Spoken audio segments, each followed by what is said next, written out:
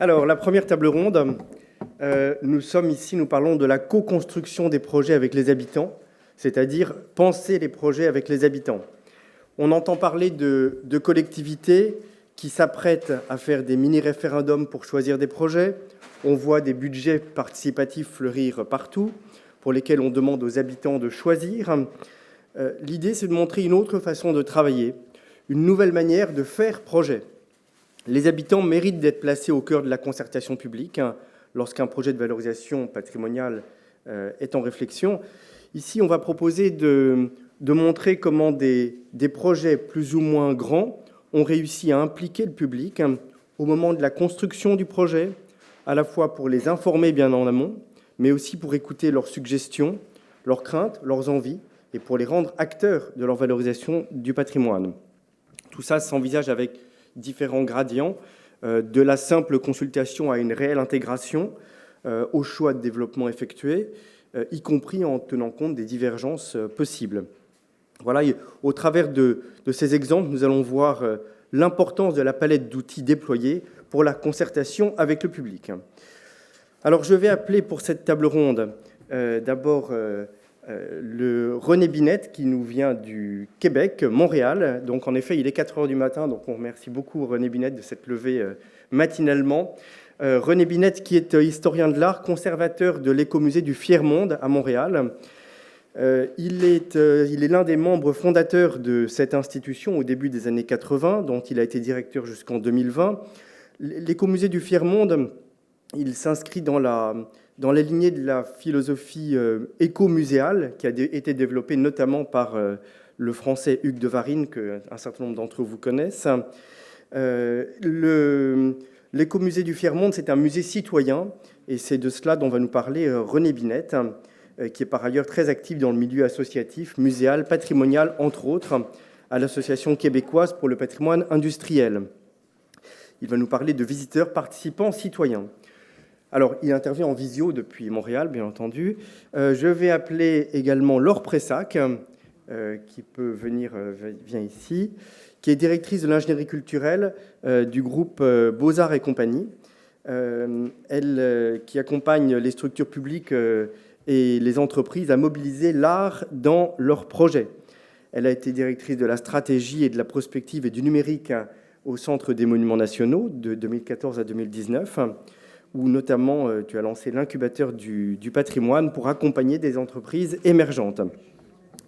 Voilà, je vais également appeler Bertrand Gauvry, ici.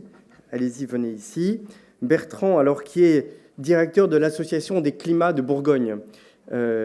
Le climat en Bourgogne, ce n'est pas la pluie et le beau temps, c'est ces petites parcelles qui fait l'unicité des vins à partir de monocépages, mais je ne vais pas me lancer dans un cours sur les climats de Bourgogne, même si c'est passionnant.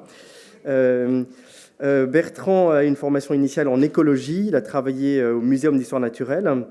Ensuite, il a mis en place dans le Cantal, pendant 15 ans, il a dirigé le syndicat mixte du Puy-Marie, qui est un grand site de France depuis 2012.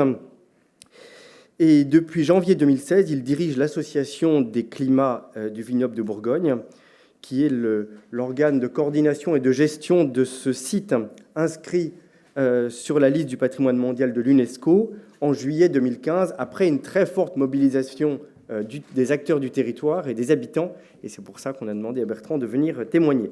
Donc il va nous parler de la valeur patrimoniale d'un site UNESCO, levier de mobilisation locale et de développement territorial. Voilà, je vais passer la parole à René Binette.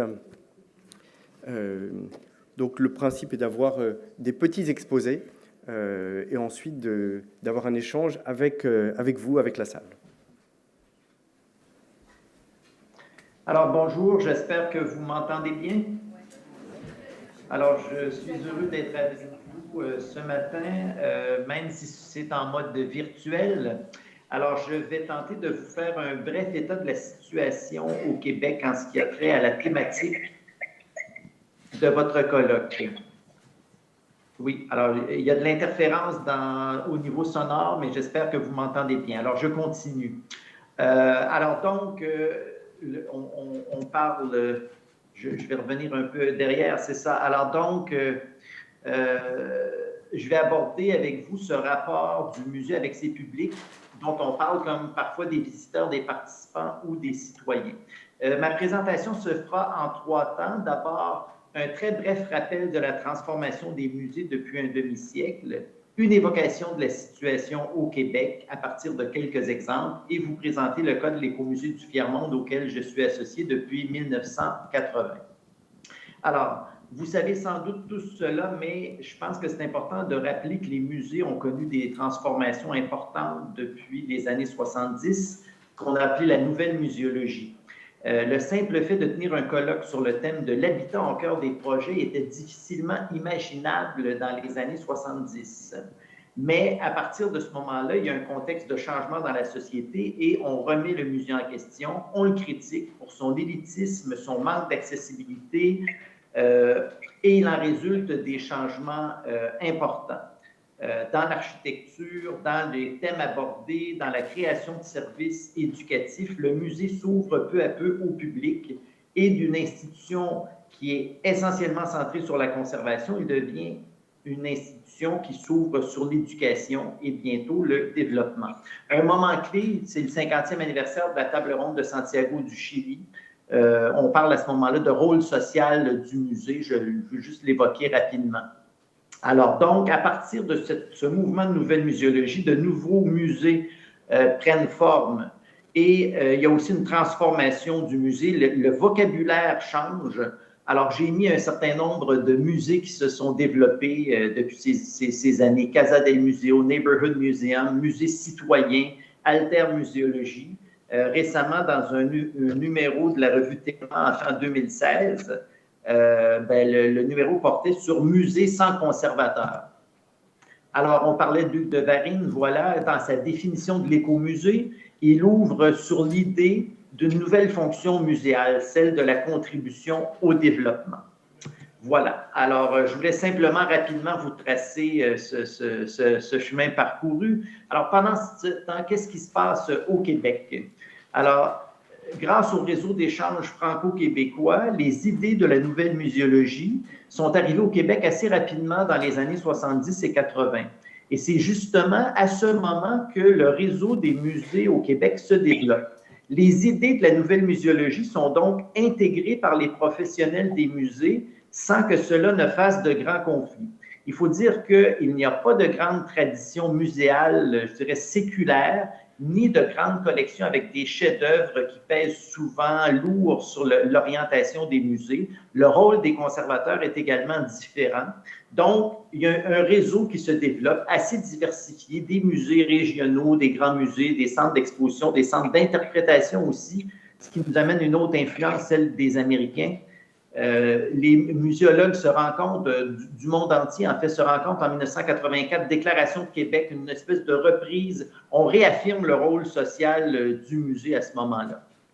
Une autre influence, celle de la Suède. Publication de Grovdor Dustar, Creuse là où tu es en français, de Sven Lindqvist en 1978. Ça a un écho au Québec dans les années 80. Alors, ce livre de Sven Lindqvist, c'est une invitation au monde ouvrier à écrire sa propre histoire.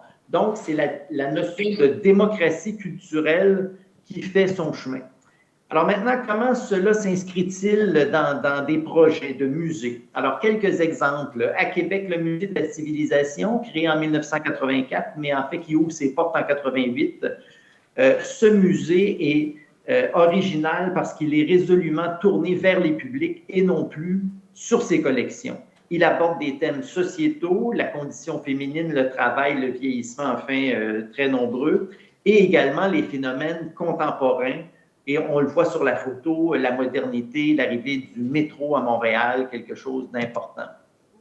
Un autre exemple, le Centre de l'Holocauste, dont la première exposition date de 1979. Montréal est, en Amérique du Nord, une des villes où il y a le plus de survivants de l'Holocauste de la Deuxième Guerre. Alors, ici, la collection, on voit qu'on bâtit une collection de témoignages. Donc, bien qu'il y ait une collection d'objets, la collection, c'est surtout des témoignages. Donc, ça montre que la collection se transforme et ce musée aussi se transforme récemment. Il modifie un peu sa mission et aborde toutes les questions reliées non plus seulement à l'Holocauste, mais au génocide, à l'intolérance et au racisme.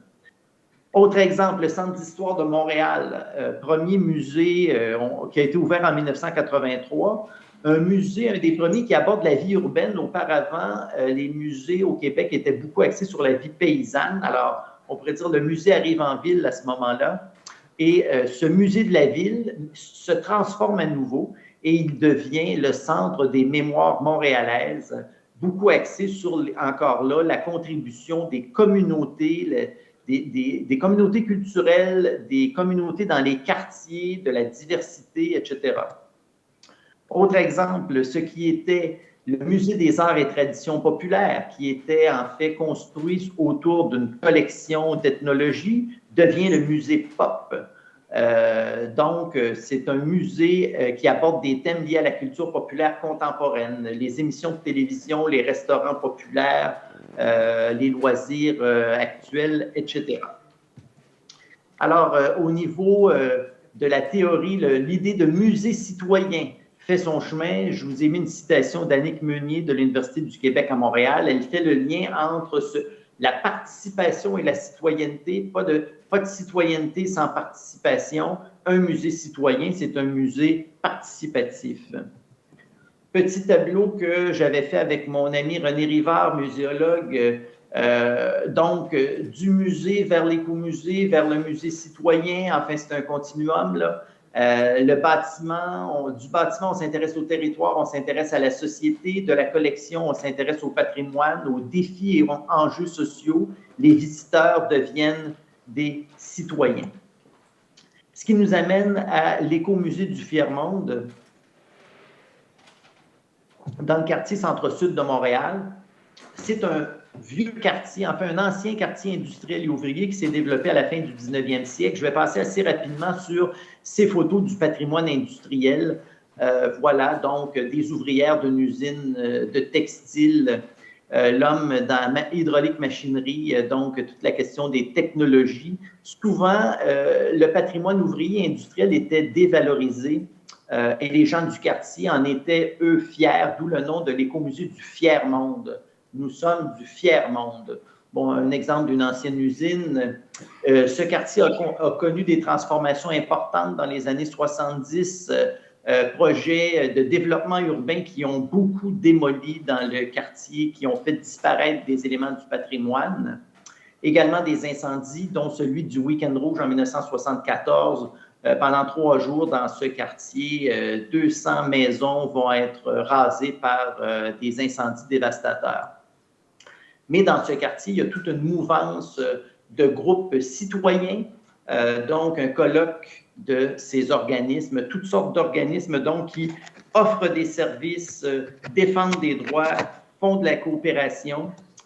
Et une des originalités de l'écomusée du Fier-Monde, c'est d'être né à l'intérieur d'un de ces organismes, les habitations communautaires Centre-Sud, dont le mandat était de faire des coopératives d'habitation et du logement social.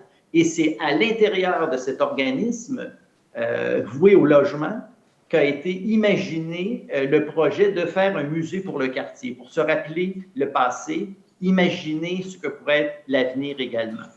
Alors, c'est un peu l'histoire de l'écomusée, d'avoir toujours eu des liens étroits avec ce milieu associatif citoyen. Et il était normal pour nous d'être un musée participatif. On a imaginé des niveaux de participation.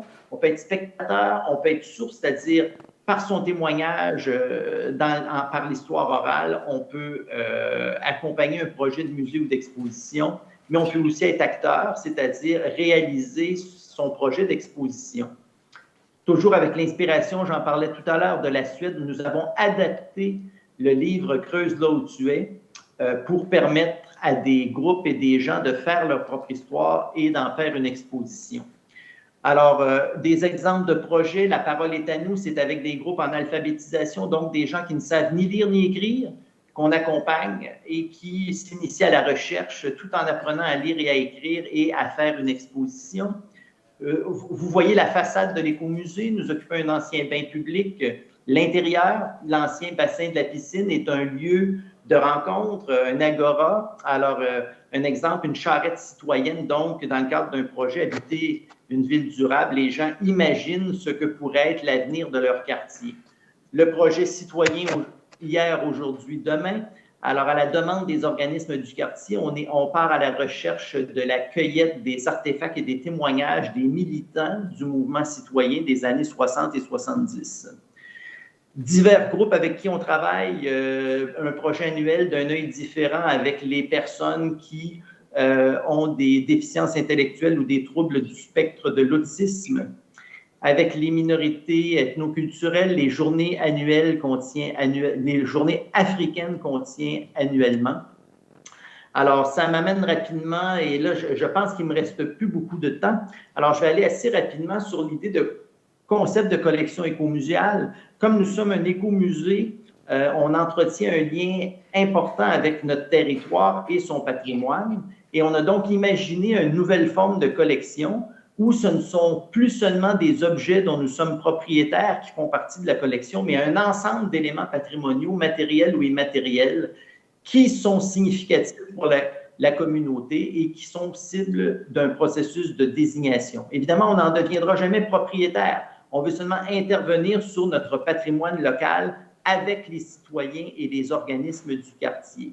Je passe assez rapidement parce que je pense qu'il ne me reste plus vraiment de temps. Alors, vous avez les caractéristiques de la collection écomuséale. Vous pouvez retrouver ça sur notre site Internet. Je pense que je ne veux pas trop insister parce que je vois que le temps passe et il y a les autres personnes qui doivent parler aussi. Je pourrais essayer de répondre à vos questions tout à l'heure. Alors, exemple de participation citoyenne dans la constitution de cette collection écomuséale, les gens réfléchissent à quels sont les éléments les plus importants qu'on veut protéger, qu'on veut faire découvrir, qu'on veut partager entre nous, mais aussi avec d'éventuels visiteurs. Voilà, animation dans le quartier avec un kiosque de la collection écomuséale.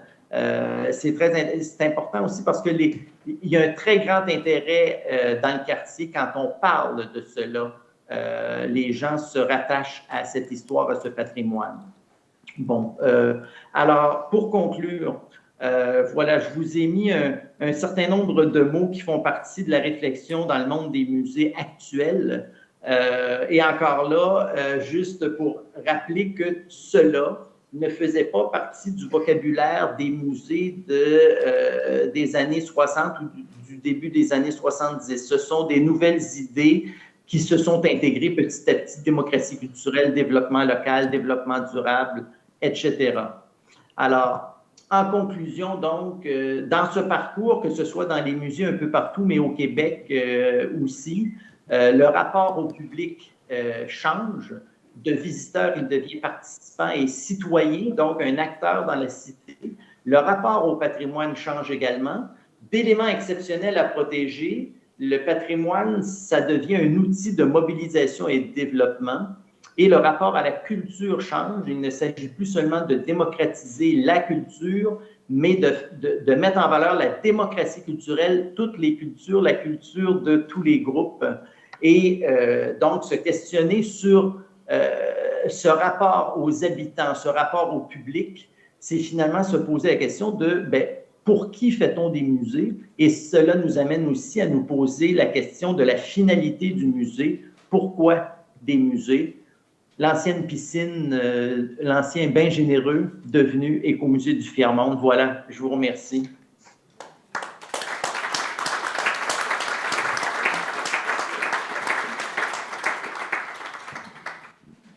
Merci beaucoup René d'avoir réussi à tenir ce challenge d'un temps assez court, mais c'est un parti pris qu'on a fait d'essayer d'avoir une multiplicité d'intervenants pour confronter des points de vue. De toute façon, on réentendra tout à l'heure René qui interviendra sur le volet du financement en début d'après-midi et en fin de journée pour clôturer. Laure, je vais vous passer la parole.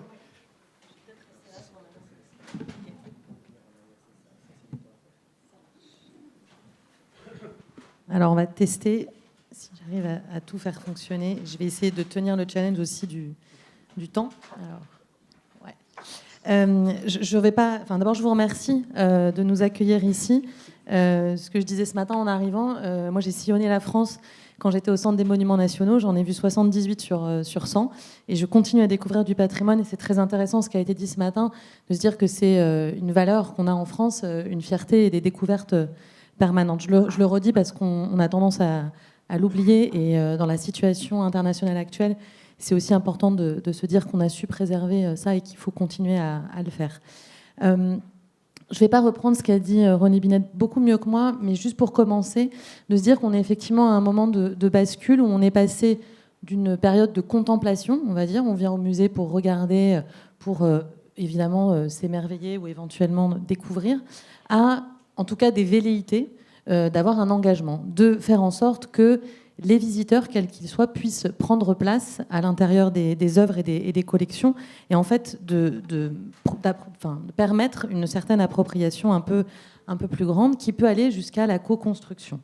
Alors, moi je reviens toujours aux définitions quand je ne sais pas trop expliquer un mot, donc je vous ai mis une définition avec une citation, je ne vais pas la lire en entier, mais ce qui était intéressant, c'est de dire que co-construire, ça veut dire bâtir suivant un plan déterminé collectivement, et faire exister ensemble un système complexe en organisant des éléments mentaux. Ça veut dire qu'on a un but, ça veut dire qu'on a un objectif sur lequel on s'est aligné tous ensemble, en ouvrant la parole à des gens qui ne l'ont peut-être pas habituellement. Une fois qu'on a dit ça, ça pose la question de mais alors qui va le faire, quand, comment, pourquoi ? Parce que les modalités de cette co-construction, on peut avoir le concept, mais comment ça s'organise concrètement ? Alors, c'est un peu ce qu'a dit Luc, j'ai fait le choix de vous mettre plein de petits exemples sur lesquels je vais passer de manière très frustrante, très rapidement, mais pour qu'on ait le temps pour des questions s'il y a besoin d'approfondir. Et puis voilà, je suis là, donc je peux vous en parler plus en détail dans la journée si vous voulez. Je voulais insister sur le avant, pendant, après. Le avant, il peut prendre différentes formes. Je vous ai mis par exemple le Musée national de la Marine qui va rouvrir bientôt à Paris, qui fait actuellement des focus group pour réfléchir à ce qu'ils vont mettre dans leur parcours. En haut à gauche, c'est une image de Muséomix, qui est un programme de 3 jours où on fait venir différents acteurs du territoire et d'au-delà qui viennent pendant 3 jours et qui interrogent, qui construisent et qui proposent des nouveaux dispositifs de médiation dans des lieux culturels, et qui les présentent aussi au public. Et en haut, c'est un exemple d'exposition qui date de 2008, qui a été faite au Brooklyn Museum, où on a demandé aux habitants d'identifier des photographies qui ont été ensuite exposées. Et je trouve cet exemple-là aussi très intéressant. Les cartels du musée Carnavalet qui vient de rouvrir à Paris sont des cartels entre guillemets classiques sur la gauche, mais à droite, vous voyez, ils ont consulté des Parisiens, des petits Parisiens, pour leur demander en fait de dire ce que l'œuvre en question leur inspirait. Donc en fait, avant de rouvrir, on s'est interrogé sur ce que ces objets voulaient dire et ce qu'ils pouvaient raconter. L'autre moment que je trouve assez passionnant, c'est le pendant. Alors ça peut prendre différentes formes. D'abord sur vous représenter en tant qu'habitant dans le parcours. C'est ce que René Binet vient de vous montrer de manière très détaillée. J'ai mis 2 exemples. En haut à droite, l'exposition Être juif à Montréal en 2018. Donc vous voyez, les grands portraits, les grandes vidéos sont des témoignages qui ont été installés dans le parcours du musée. Ou en bas à gauche, je vous encourage à aller visiter ce musée à Amsterdam, qui est le musée d'histoire de la ville, donc Amsterdam DNA, autour de l'ADN de la ville. Vous avez un petit questionnaire qui vérifie si vous avez bien, on va dire, l'ADN commun à la ville. Donc c'est pendant le parcours, vous interrogez sur comment vous êtes reflété ou vous êtes un des représentants de l'histoire qui est racontée là. Autre élément au MCQ que René Binet a cité aussi, un musée de la civilisation du Québec. Dans le parcours, vous pouvez voter pour des éléments préférés et identifier ce qui peut fonctionner dans la collection. Et puis les 2 autres exemples qui sont là, c'est vous montrer à quel point parfois dans le parcours, l'habitant au sens large, donc le visiteur, l'habitant temporaire de l'exposition, va pouvoir la co-construire. C'est-à-dire qu'en fait, les dispositifs en soi ne disent rien, mais dépendent de votre participation, de votre implication. Donc quelque part, vous co-construisez sans le savoir, au fil de l'eau, l'exposition. Ici, c'était de Happy Show à la Gaîté Lyrique en 2014, où vous mettiez des petites boules dans les boîtes pour voter. Donc en fait, la mesure du degré de bonheur de la population était faite par les visiteurs. Et à droite, dans une exposition qui est à Amsterdam, aussi sur des choix et des orientations, vous voyez le compteur qui défile. C'est des questionnements qui fonctionnent bien sur des lieux à approche identitaire pour les contenus. Pour le reste, on reste toujours sur de la participation un peu plus décalée. Il y a aussi le après, qui est assez intéressant parce qu'il interroge une boucle en fait de reproduction. Et là, en fait, finalement, c'est le meilleur moment de la co-construction. Si le musée me pose la question, c'est que mon retour va alimenter ce qui va se passer derrière, et donc je suis dans une co-construction un peu diachronique, décalée dans le temps, mais où mon avis va être pris en compte. À gauche, c'est une des dernières vitrines du musée d'Amsterdam, qui est en fait vide, et où on vous interpelle en vous disant « qu'est-ce qui manque ?» Vous qui êtes ici, qui êtes peut-être habitant d'Amsterdam ou pas, quel est l'objet qu'on doit rajouter pour raconter Amsterdam? Et à droite, c'est une expérience qui avait été faite en 2010, si je ne dis pas de bêtises, au Minnesota History Center, où en sortant, vous pouviez dire, en votant dans des tubes, ce que vous aviez aimé ou pas, et préciser un petit peu les différents éléments pour améliorer soit le contenu, soit les conditions, on va dire, de la visite. Il ne faut jamais oublier que la co-construction, elle est à la fois dans les contenus et dans les contenants, si je le dis comme ça, c'est-à-dire l'expérience que je propose peut être aussi co-construite. Donc des publics qui sont en difficulté, par exemple, vont vous signaler qu'ils n'ont pas du tout apprécié leur visite parce que l'espace n'était pas adapté pour des fauteuils roulants, par exemple, ou des choses comme ça. C'est aussi de la co-construction parce qu'elle permet qu'on se sente chez soi quand on est au musée. Après, la question, c'est qui peut participer? Quand on dit collectivement, est-ce que ça veut dire tout le monde? Est-ce qu'il faut chercher à les avoir tous? Alors, je vais passer très très rapidement là-dessus, mais je vous invite à lire le Participatory Museum, qui est un livre de référence sur ce sujet, où l'auteur cite cette étude Forrester qui parle des gens en ligne, mais c'est très vrai aussi dans la réalité. Tout le monde ne va pas créer du contenu, tout le monde n'a pas envie de donner son avis, et c'est pas grave. L'important, c'est de s'appuyer sur ceux qui ont l'envie de contribuer en considérant qu'ils vont être peut-être pas représentatifs, mais en tout cas moteurs pour amener des visions. Et évidemment, dans l'ère actuelle, prendre en compte la dimension de l'influence. Je vous ai mis une photo de Cara Ferragni, pour ceux qui ne la connaissent pas. Elle a 26 millions de followers sur Instagram, 26 millions dans le monde entier. Elle est italienne, très fière de son identité italienne. Elle a été passée à faire un tournage aux Offices, vous reconnaissez le cadre derrière elle. Augmentation de 27% de la fréquentation des jeunes visiteurs dans les 3 jours qui ont suivi. Voilà. Je vous donne 2-3 chiffres, il y a beaucoup d'exemples de ce type, mais c'est intéressant aussi en termes d'influence. Et elle parcourt l'Italie en valorisant le patrimoine italien dont elle est très fière. Donc c'est le principe du 99-1 que je vous ai marqué, donc il y a 1% qui vont être très très influents. Maintenant, quand je dis collectivement et qu'on parle des habitants, la question c'est qui sont ces habitants? Je me suis posé la question hier soir de me dire en fait comment on peut les classifier. Pareil, je suis revenue à la définition. La personne qui habite, qui vit ordinairement dans un lieu, qui a sa résidence. Alors l'exemple suprême pour moi de ce cas, c'est l'image que je vous ai mise à droite. Pour ceux qui ne connaissent pas le château d'Oiron, allez-y, c'est un lieu extraordinaire où il y a cette œuvre en fait de Raoul Marek qui reprend. Je ne vous fais pas tout le détail, mais chaque élément rappelle des personnes qui sont les habitants du village d'Oiron. Et les assiettes, donc c'est les profils des habitants. Tous les ans, au mois de juin, ils se réunissent, donc ils viennent décrocher l'œuvre et leurs assiettes. Et il y a un dîner qui est organisé avec ça, avec toute l'émotion qu'il y a derrière, parce qu'évidemment, certaines années, certaines assiettes restent sur le mur. Ça, c'est vraiment pour moi, j'allais dire, la situation parfaite de les habitants qui sont dans le musée à travers l'œuvre. Et le château d'Oiron l'a souvent fait à travers cette approche des habitants citoyens.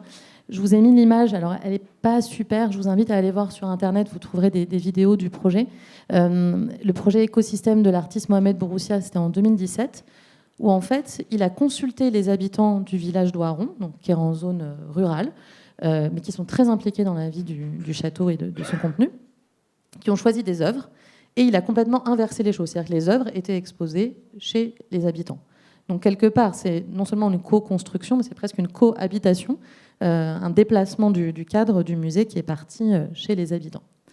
Deuxième habitant, parfois temporaire, mais très ancré, le terme d'ambassadeur a été utilisé aussi tout à l'heure, l'habitant visiteur, celui qu'on va écouter à toutes les étapes de la visite. Je vous ai mis l'exemple du Musée national de la marine dont j'ai parlé tout à l'heure. Ils sont en train, au-delà du focus group de l'enquête, de se dire on va créer un comité d'usagers, en fait, qui dans le temps va faire écho et réfléchir avec nous aux différents dispositifs. Donc là, c'est plutôt des habitants consultés. On va faire à leur écoute. Je ne suis pas rentrée dans le détail, mais vous avez énormément d'initiatives en ce moment d'assises de la culture. Il y en a une à Mantes-la-Jolie.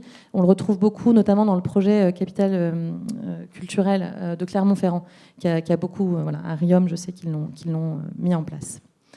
Et puis, vous allez avoir la troisième catégorie, l'habitant activateur, c'est-à-dire celui qu'on va faire venir et interagir dans les espaces du musée. Donc, je vais accélérer parce que je dépasse mon temps déjà. Je vous ai mis une image de Adriana Wallis qui a fait une exposition aux archives de Paris sur des lettres qui n'étaient pas arrivées à destinataire. Et au lieu de simplement les exposer, elle a demandé aux visiteurs de les lire à voix haute. Et donc, en fait, de faire une appropriation. Le projet, pareil, emblématique sur ce thème qui me paraît encore plus loin, c'est le projet que le musée de Pont-Aven a mené l'année dernière sur ses réserves, avec un appui sur des votes en ligne. Donc il y avait un vote pour choisir quelles œuvres parmi les réserves seraient exposées. Et au moment de l'exposition, cette co-construction a continué, puisque les contenus ont été écrits avec des associations d'insertion. Il y a une classe de CM1 qui a écrit un certain nombre de contenus complémentaires, des élèves d'un lycée en histoire de l'art qui ont construit les podcasts. Donc en fait, tous les dispositifs de médiation ont été nourris en co-construction avec les habitants. Et j'allais dire le terme qui, moi, me paraît porté, en fait, avec une communauté qui a choisi de s'impliquer, qui est parfois proche et qui est parfois présente plus en dehors. Juste pour finir, une petite ouverture, parce qu'on en parle rarement, et je pense que c'est une erreur majeure que font beaucoup de lieux culturels. Il y a un habitant qui est là tout le temps et qui est l'agent. L'agent de surveillance, l'agent d'accueil, l'agent de médiation, tous les agents qui travaillent dans les équipes des musées. Ils ont été mis sur scène par une création contemporaine récente, un projet de Mohamed El-Khetib et de Valérie Mregen qui s'appelle Gardien Parti, où ils ont recueilli des propos d'un certain nombre de gardiens. Et puis, ils ont parfois été commissaires d'exposition. Je vous ai mis comme exemple quelque chose qui avait été fait au musée Matisse au Cateau-Cambrésis. C'est essentiel, en fait, c'est les premiers porteurs, co-constructeurs d'un projet qui vont en retirer aussi un terme très important qui a été employé tout à l'heure, une fierté, la fierté d'appartenance et de valoriser leur patrimoine. Pour conclure, je vous ai mis un extrait du rapport du musée du XXIe siècle qui avait été coordonné par Jacqueline Edelman, avec une image du couvent des Clarisses dans le nord de la France. Ces questions-là de co-construction, il y a beaucoup de façons de les mener. Je vous ai mis un mini panorama très restreint. Ce qu'elles interrogent fondamentalement, c'est un changement en profondeur des modalités de travail et d'organisation du lieu culturel. C'est-à-dire qu'il ne faut pas juste que ce soit des démarches cosmétiques et ponctuelles, c'est de se dire comment j'entends vraiment cette parole, je l'intègre, voire je la sollicite dans la durée et avec un vrai respect et un vrai dialogue. Voilà, merci.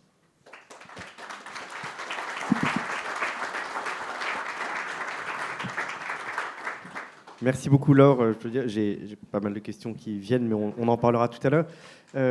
Alors Bertrand, maintenant, va sortir de la sphère strictement muséale pour aborder cette question de co-construction à l'échelle d'un territoire et d'un bien commun, avec donc les climats de Bourgogne inscrits à l'UNESCO depuis 2015. Merci Luc. Bonjour à tous. Si ça va, est-ce que j'active? Pas tout de suite. Voilà, parfait. Donc je vais vous parler des climats du vignoble de Bourgogne et surtout sur un des pans d'action majeur lors de la candidature, mais qu'on poursuit actuellement. Je voulais quand même, Luc l'a dit, mais en 2 slides et en 30 secondes, vous expliquer ce que sont les climats de Bourgogne pour ceux qui ne le sauraient pas. C'est simplement une parcelle de vigne, donc il ne faut pas se tromper avec la météorologie. C'est une parcelle de vigne qui est précisément délimitée, nommée, qui va être vinifiée et vendangée et vinifiée séparément. Et donc le nom de la parcelle, vous allez le retrouver sur le nom de la bouteille. Donc dès le XVIe siècle, on a fait de la traçabilité extrême. Vous pouvez boire votre bouteille au pied du cep qui l'a produit. C'est ce qu'on appelle un vin de lieu. Et on travaille en plus avec un cépage unique et avec des conditions évidemment qui amènent à avoir un millésime très fortement marqué. Et voilà, donc sans aucun assemblage, ni de cépage, ni de parcelle. Alors c'est important parce que c'est un modèle de viticulture qui a été reconnu au patrimoine mondial, ce vin de lieu. Mais vous allez voir que c'est surtout pas la viticulture seule qui a été reconnue.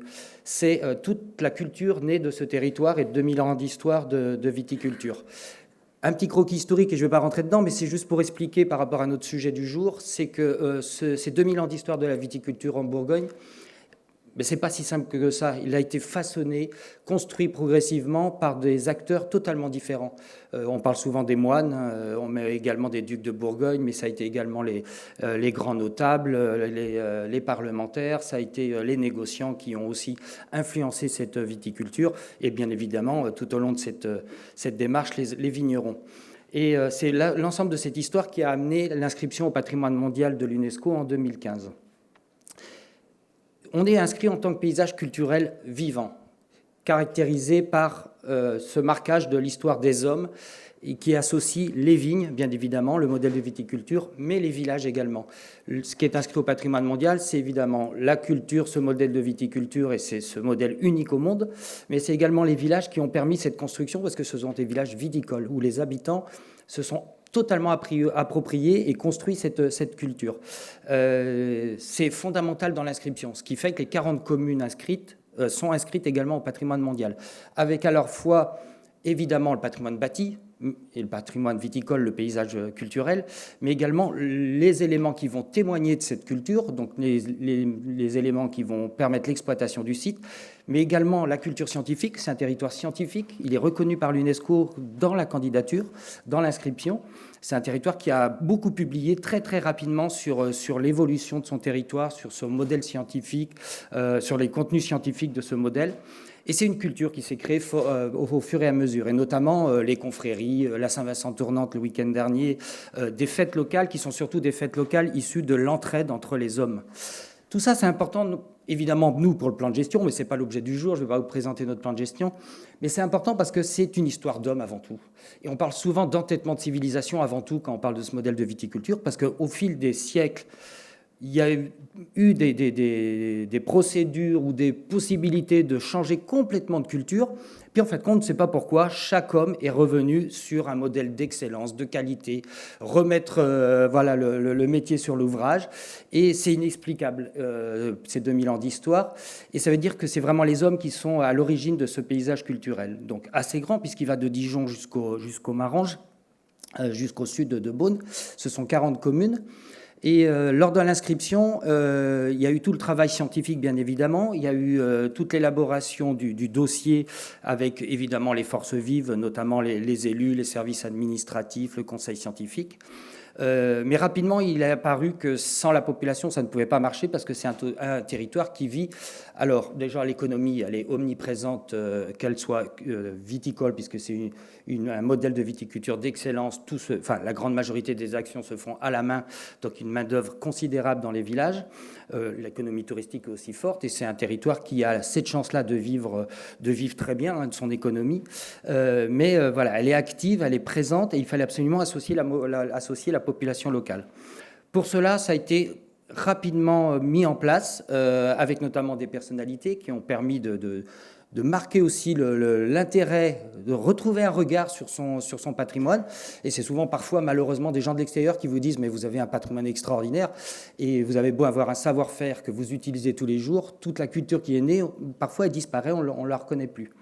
Le monde économique a été aussi rapidement associé, mais le grand public a été amené à soutenir le projet, et c'était bien ça au début, à soutenir le projet. L'idée, c'était d'une candidature à l'UNESCO.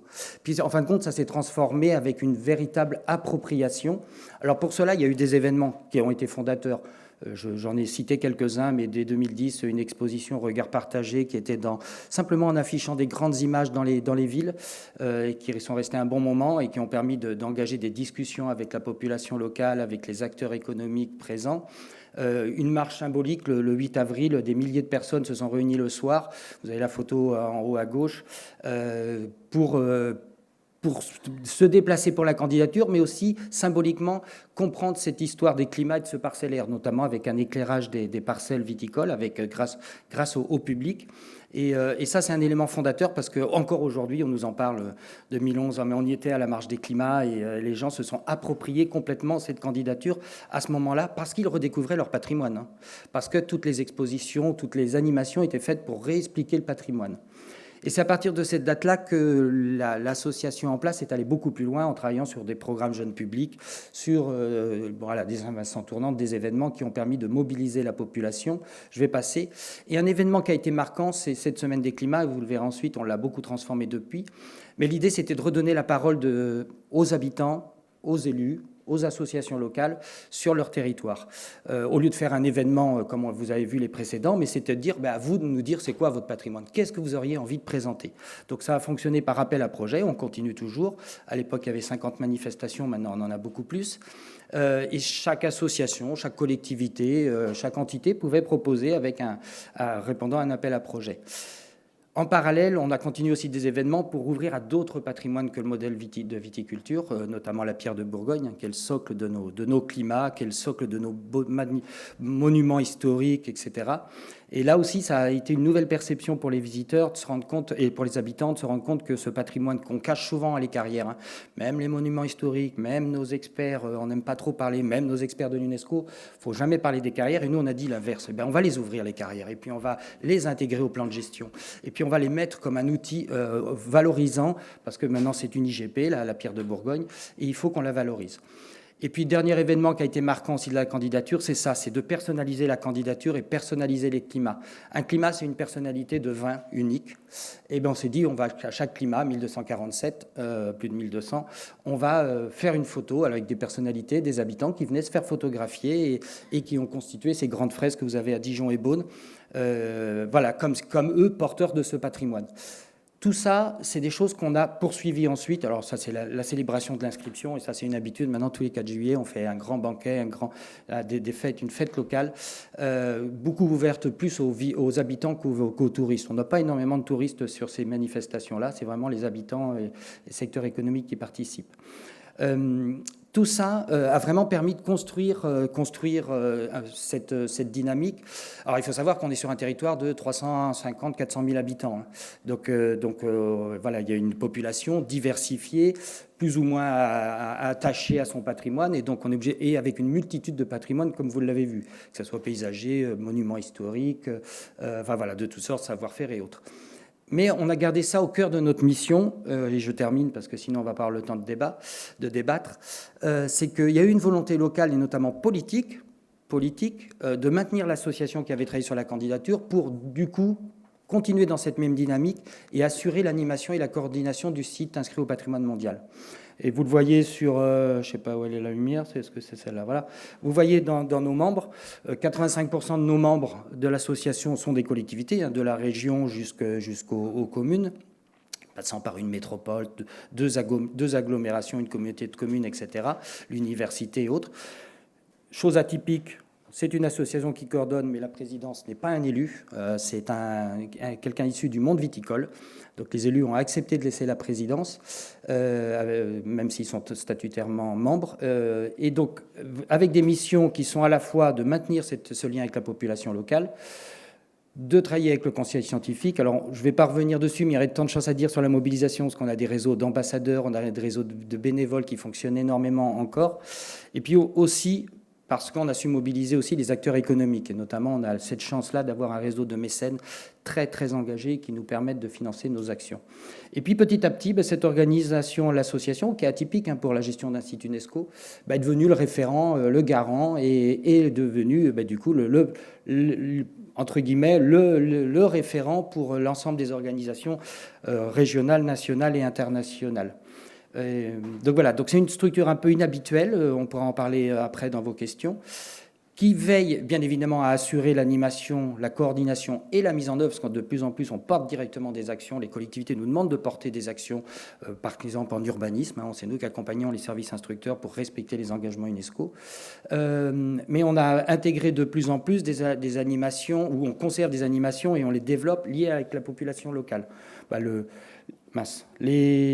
suis passé, tant pis. Est-ce que ça veut, voilà.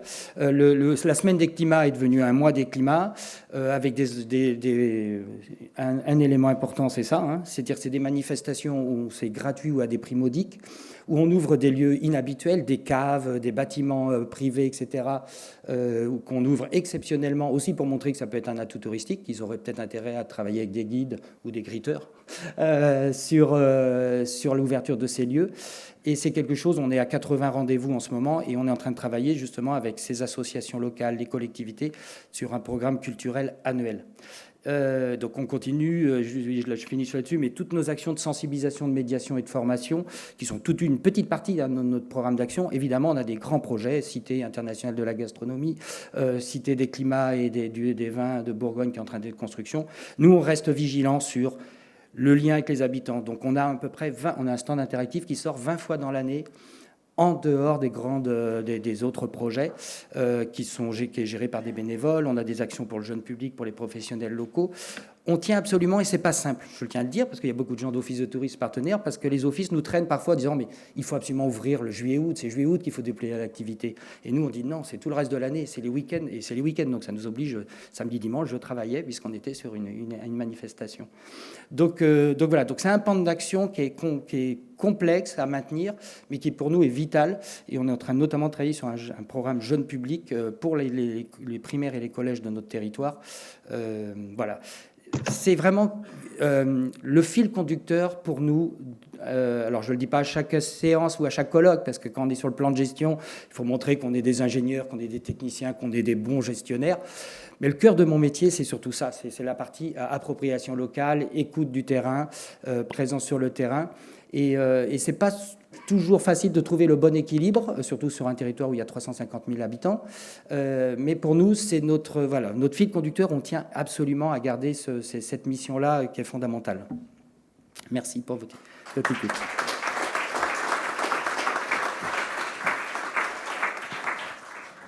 Alors, merci à tous les trois d'avoir joué le jeu du timing un peu serré.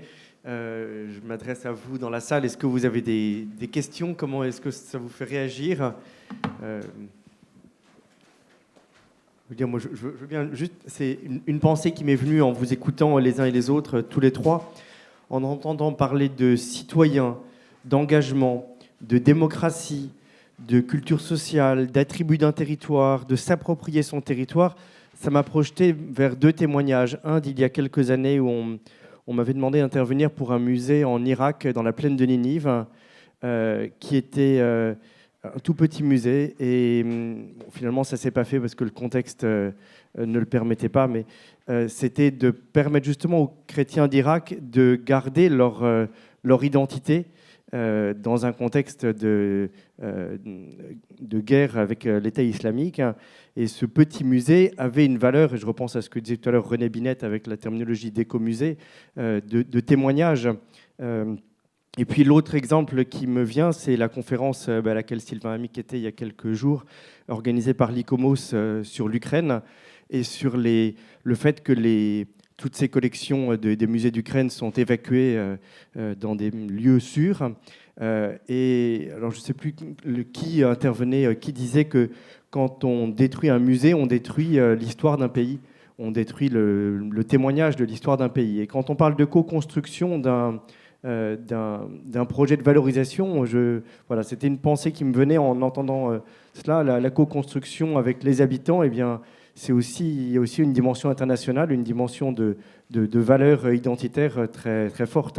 Retrouver le patrimoine, et je crois que tous les trois, vous en avez parlé, cette volonté d'apporter une démarche participative, un territoire citoyen, un territoire participatif, pour redécouvrir son patrimoine, s'approprier son patrimoine, être acteur de son territoire. En fait, un acte politique dans le sens le plus noble du mot, ouais, le sens historique du mot, d'appartenir à la cité et de marquer son appartenance comme ça.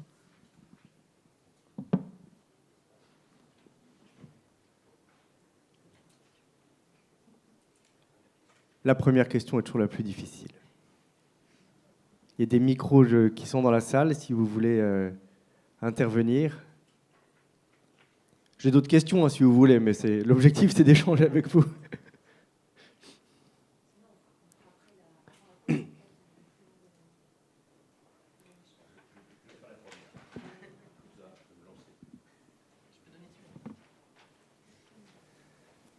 Oui, bonjour.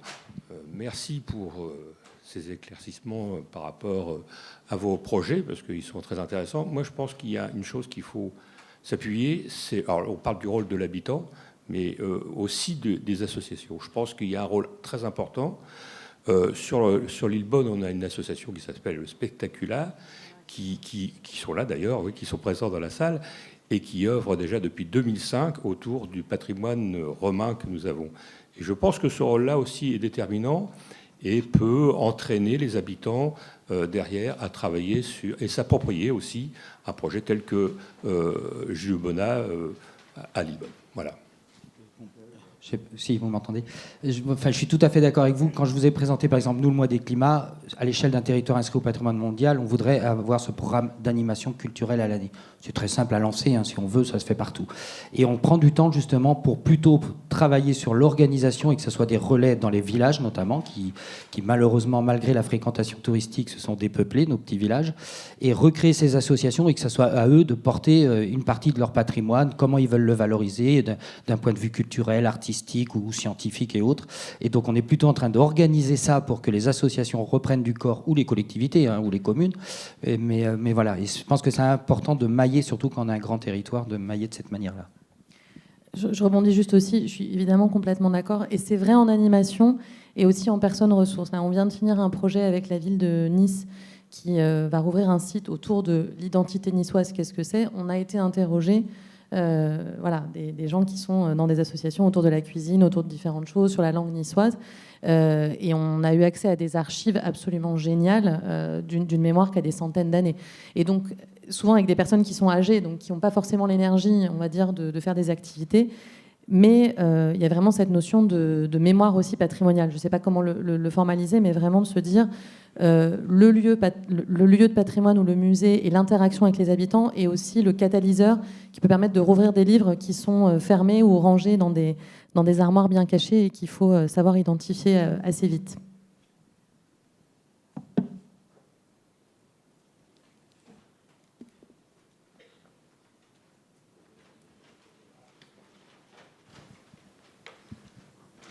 Oui, bonjour. J'aimerais savoir un petit peu l'envers du décor. Est-ce qu'il y a des difficultés particulières qui ont été rencontrées pour toucher certains publics, par exemple, dans les différentes expériences qui ont été montrées? Parce que c'est vrai que pour nous, les publics les plus, entre guillemets, difficiles sont souvent une cible.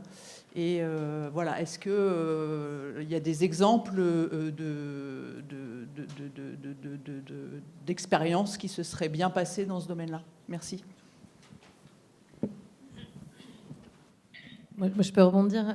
Le projet dont j'ai parlé à Pont-Aven, alors qui n'est pas un projet qu'on a mené, hein, juste que je vous restitue là, ils ont eu 2000 votes en fait à l'intérieur de cette démarche qui s'est faite pendant la période du Covid, donc en ligne. Donc ça, c'est des éléments de facilitation et qui ont permis de toucher des gens qui n'étaient pas forcément des publics visiteurs ou des habitants concernés, mais qui, dans cette période un peu particulière, ont trouvé leur place. Je pense que vraiment, il y a eu beaucoup d'exemples. Je pense que vous avez vu passer les images d'un projet qui est né aux Pays-Bas, donc je n'arrive pas à me rappeler du nom, mais en fait, c'était une mise en scène où on devait recréer des tableaux en s'habillant, etc. Ça a eu un succès fou, et ça a permis à des gens de rouvrir la porte. J'allais dire, la clé de succès, pour moi, elle est souvent de cet ordre-là, c'est-à-dire de dédramatiser le lien avec le musée, d'ouvrir des portes. Surtout, alors, je ne sais pas ce que vous mettez derrière public difficile, je veux dire, le terme de public éloigné qui n'est pas super non plus. En tout cas, moi je dis des non-visiteurs. Comment faire en sorte qu'ils se disent « j'ai quelque chose à dire et je peux revenir ». Et vraiment, je vais vous citer un autre exemple. On a beaucoup travaillé sur les livres d'or. Il y a une exposition qui s'appelait Ciao Italia au Palais de la Porte Dorée à Paris, que moi j'ai trouvé intéressante, mais voilà, où j'y ai pas mis d'émotion. Et en feuilletant le livre d'or, je me suis rendu compte qu'il y avait eu énormément d'échanges de gens qui disaient merci d'avoir mis en lumière mes racines, mes origines, mon histoire. Donc en fait, c'est quand vous arrivez à créer ce lien et être dans le domaine de l'émotion, pas pour faire pleurer dans les chaumières, pas quelque chose de retravaillé, mais vraiment de toucher aux histoires et aux fils des uns et des autres. Et le territoire, les collections et les dialogues qui se créent sont souvent des moteurs. Donc là, je vous dis que des choses positives et les leviers qui se déroulent bien. Moi, sur des projets que je connais où il y a eu des difficultés, c'est plutôt quand il y a une zone de débat identitaire. C'est-à-dire qu'on a parlé beaucoup là de... René Binet en parlait, il a peut-être des exemples aussi, je ne sais pas s'il est encore là, parce que ça c'est un vrai sujet, je pense, au Canada. Ouais. Est-ce que René, vous nous entendez encore ou pas? Ou en régie? Oui, tout à fait. Oui, est-ce que... Alors, je même suis là. Formidable. Est-ce que au Québec, vous avez certainement des exemples, et je pense notamment au public, ceux qu'on appelle les autochtones? Oui, c'est ça, les peuples autochtones, les Premières Nations. Oui, bien sûr, il y a des enjeux autour de ça. En fait, dans toute la question de la nouvelle muséologie, et je finissais un petit peu ma présentation en parlant de ce rapport au public, de qui les musées parlent-ils? hein, une des choses importantes qui s'est passée dans la nouvelle muséologie, c'est de ne plus considérer qu'il n'y a qu'une seule culture, avec un grand C, qu'on fait partager à des gens, évidemment, qui n'en auraient pas. Hein? Alors, donc, la démocratie culturelle, c'est plus de considérer les diverses cultures et donc de travailler avec divers groupes. Nous, c'est avec le milieu ouvrier, finalement, mais il y en a d'autres. Alors, les minorités ethnoculturelles, et évidemment, oui, chez nous, toute la question des Premières Nations est extrêmement sensible parce qu'il y a un passé qui est, disons, litigieux, c'est le moins qu'on puisse dire, avec c'est ça, entre nous, les descendants de ceux qui sont arrivés d'Europe, et qui sont maintenant majoritaires et qui détenons tous les pouvoirs. Bon, par ailleurs, il existe un réseau de musées autochtones au Québec et au Canada. Il y a des projets aussi de réflexion sur la restitution ou en tout cas l'utilisation des objets qui proviennent des peuples autochtones et qui sont dans les réserves de musées ou qui sont présentés dans les musées et comment les présenter, associer les Premières Nations aux présentations. Alors ça, c'est des choses qui se font actuellement. Et je dirais, en fait, c'est un peu la posture que nous, on a avec les groupes avec qui on travaille, de toujours... Nous avons fait des expositions sur les ouvriers de l'usine de tabac McDonald's. On l'a fait avec les ouvriers de la McDonald's, les retraités de la McDonald's. Quand on fait une exposition sur les personnes sans domicile fixe, on le fait avec une association et des personnes qui travaillent dans ce domaine-là. On a fait une exposition avec les sourds, qui a été toute une expérience aussi. Alors, donc, ce dialogue, et nous, à l'Écomusée, là, je ramène ça un petit peu à notre expérience, c'est-à-dire que nous construisons notre programmation à partir des demandes qui nous arrivent des organismes. Tout à l'heure, il y a un monsieur qui posait une question sur l'importance des associations. Nous, l'Écomusée du Fier-Monde est issu du milieu associatif, est devenu une véritable institution muséale, mais a toujours gardé des liens avec ce milieu associatif. Alors, on développe notre programmation en étant à l'écoute et en développant des partenariats et en répondant aux besoins de différents groupes, différentes associations, différents enjeux qui se passent dans le quartier. Voilà. Merci beaucoup, René, pour ce témoignage. Et merci de vous maintenir éveillé malgré l'heure très matinale. Ah, ça va bien, ça sera bientôt l'heure du premier café. Je vous propose... Oui, vous voulez... Oui, je disais par rapport Oui, on a aussi sur le territoire l'histoire à travers le textile et d'ailleurs, le COSENAGLO travaille travaille en ce moment sur un projet d'atelier-musée sur Bolbec. Et il y a une association qui existe depuis pas mal de temps, d'anciens salariés de ce atelier-musée. Et on travaille bien évidemment avec eux parce qu'ils ont tout le savoir, la connaissance de ce lieu. Et bien évidemment, c'est une association qui existe déjà depuis pas mal de temps. Et c'est un des objets pour lesquels c'est très important aussi de s'appuyer sur ces acquis. Oui, c'est un sujet qu'on connaît bien puisqu'on l'accompagne, on en fait la programmation. Et en effet, souvent, j'y pensais tout à l'heure en entendant parler d'associations, partout, les associations parfois peuvent être tentées de croire que quand on dit que sans elles, tous ces sites patrimoniaux ne seraient pas là, c'est pas de la démagogie, c'est pas de la langue de bois, c'est réel, même si après l'outil associatif touche aussi ses limites, mais les associations ont permis de maintenir ce patrimoine, de le faire vivre, d'être des transmetteurs, et après aux collectivités de prendre le relais, et parfois à des acteurs professionnels de la gestion patrimoniale de prendre le relais.